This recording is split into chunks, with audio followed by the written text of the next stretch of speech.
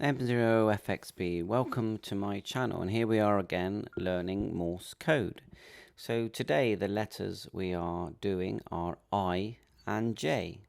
So I is did it. Now when you're doing this, close your eyes, don't just look at the text. Listen to the sound and the rhythm.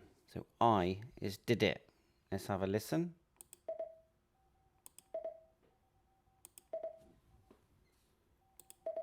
Did it. Close your eyes. That's what you're going to hear when you're on the radio. Let's move over to J. So J is dit da da da, dit da da da, dit da da da. So let's have a listen to that as well.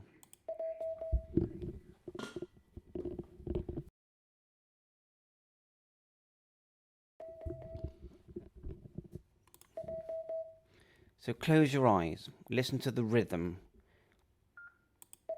the sound and the rhythm. Di da da da.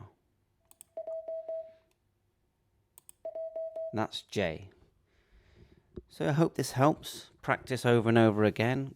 Get a pen and paper out. Close your eyes. Hear the sound and write down what you think the letter is. That's the way to practice. Thanks for watching. If you to my channel, 7-3, catch you on air.